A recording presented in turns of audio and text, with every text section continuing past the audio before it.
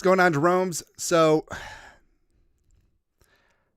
you knew that the league would have a vested interest in the Detroit Lions clinching the division on Christmas Eve.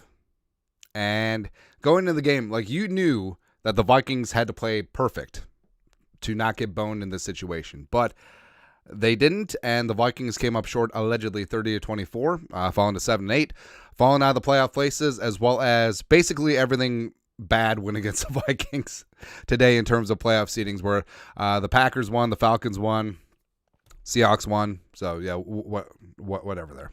Yeah. Anyways, yeah, the game super frustrating, but also at a certain point, injuries do catch up to you.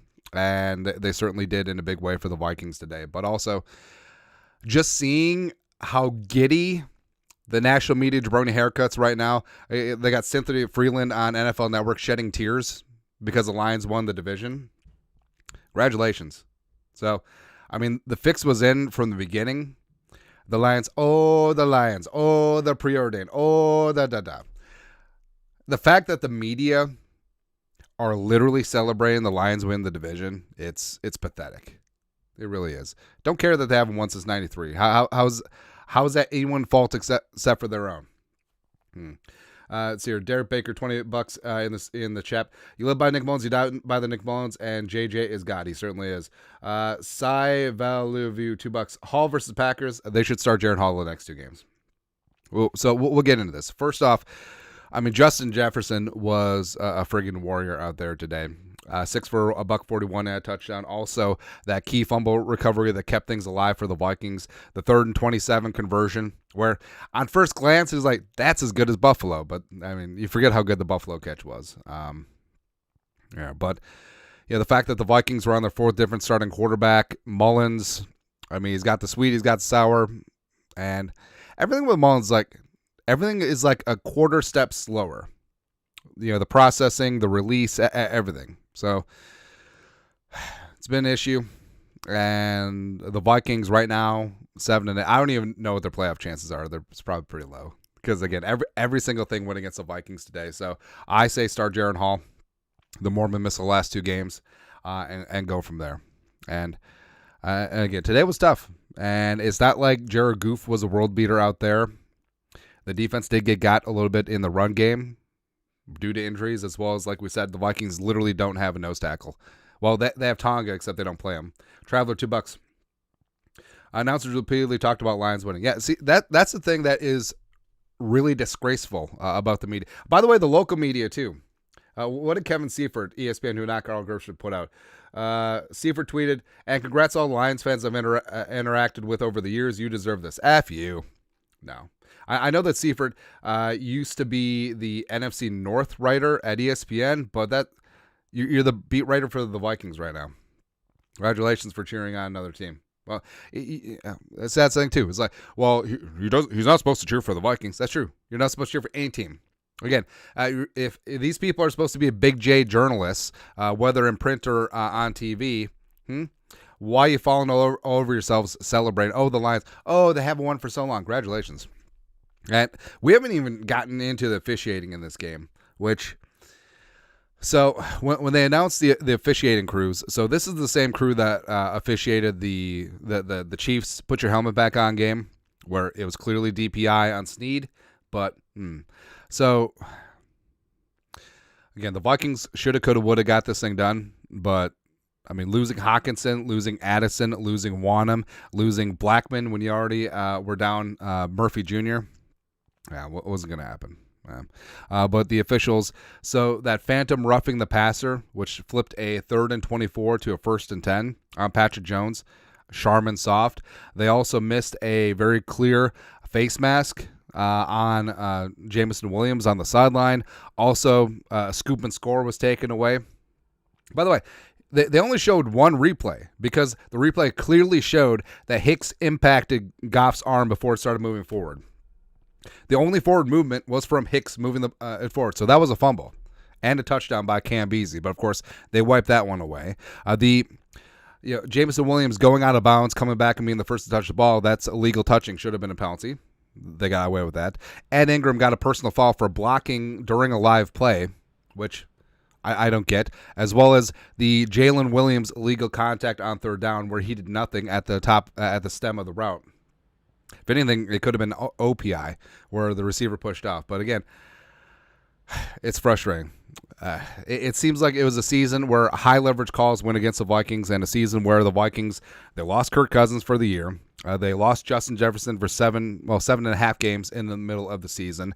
And then when you're just trying to scrape by and then losing Hockenson and Addison in a must-win game, and by the way, the Lions just squeak out another one-score victory. Congratulations. It's tough, man. It's tough. All right. But it is what it is. Vikings fall to 7-8 on the year, allegedly, and we'll just go from there, man. And basically, this Lions game was a microcosm of the entire season, where you had injuries, where you had turnovers, Mullins throwing 4 picks, as well as you had poor officiating. And that's really what it comes down to, man. And, yeah. Hey, at least the Timberwolves are good. How could that possibly go wrong? Oh, and the Jets won. Dang it. Anyways, so yeah, the FC Cervisi $5. What are your thoughts on the hand, TJ? I thought that was too low. Wondering why it was not flagged. Exactly. Kirby Joseph did his damnedest to take out Hockenson. I mean, it was a shot straight at the knee. And it's ironic that Jonathan Vilma's on this broadcast. But Dan Campbell talked about, we're going to go out there and bite kneecaps. I mean, that was low. That was a low hit. And also, Kirby Joseph is the one who tried to take out Justin Jefferson on that hospital ball that Mullins threw. But JJ made the catch, took the contact, and Kirby was the one knocked out. Also, by the way, Kirby Joseph wandered back onto the field when he was in concussion protocol. Isn't that a penalty? Shouldn't the team that has a player in concussion protocol, shouldn't they take responsibility for keeping him off the field? Apparently not. Apparently not. Yeah. But it's tough, man. And now with everything, with everything up in the air, I mean, JJ still hasn't had that long-term extension. Is Kirk Cousins going to be back? I think he should. What about Danielle Hunter? Danielle was kind of a non-factor today. Hate to say it, man. Yeah, but it's tough. It's just really tough out there today. I mean, overall, at a certain point, when you're on your 4th starting quarterback and you wrote it out with the passionate Nick Mullins gunslinger to the core, it's tough. The defensive line, we knew it was undersized coming in, and they just got gashed up the middle. You refused to play Kyrus Tonga. I don't get it. I don't get it, man. All right, but either way, we're on to Green Bay, New Year's Eve. And even though the Vikings playoff chances, I haven't even looked at the numbers because I kind of don't want to. But even though the playoff chances are holding on by a string, F the Packers. F the Packers right in the face. That's what we want for New Year's Eve. And also, we'll see if we can piss in the Lions cornflakes on Week 18. Because also screw them right in the face. So, I don't know, man. Like, it's a game that the Vikings turnovers were killer. The piss poor officiating was a killer, but also I love that all Vikings fans, they just sort of knew. Like, they just sort of knew that there was zero goose egg D'Angelo Russell chance that the Lions were ever going to lose this game because the league was not going to let them. Again, the feel good story. The Lions were the team that was the cat's ass all damn off season. You knew that the Vikings had to play a perfect game and get a little bit lucky for them to come out on top, and they didn't do it. CB, the nicest, $10. If Kevin O'Connell starts Mullins again next week, we riot. I mean, at this point, yes. I mean, that's fair. Mullins is bums, and he thinks he always said Jaron Hall season, please. Yes, I agree. Redfield Weather, $2. What's your thoughts on Kevin O'Connell's play calling today? I thought that his play calling at the start of both halves was really good. I love the play calling a 2-minute drill. I thought it lulled a little bit there in the middle. But overall, I think this is one of Kevin O'Connell's better play calling games. Although, I will say with Mullins making mistakes and the offensive lines being a little bit poopy during the middle of the game, having it be, these 5 and 7 step drops, long developing plays with Mullins, that wasn't good. That wasn't the recipe, especially with Hawkinson and Addison being dinged up. So I don't think he got in. No, he's short. Anyways, but we persevere. We press on. And even though the Vikings didn't give us something to enjoy on Christmas, hopefully you do enjoy your Christmas with your family, your friends, everyone out there. And, if you don't have any of those, you have this channel, which I know that sounds so hoity-toity to say, but it really means a lot. So we get comments and emails a lot of people saying that how much this channel and community does help. And I think about that. Because there's days where I don't feel like doing the show, but this is going to sound really douchey, but I feel like it's a public service where I enjoy talking about Vikings, and it's the reason why we started the channel, because there wasn't anyone in the space at the time doing the content that we wanted. And I know that, and I respect, that people give their time a day to us in this channel.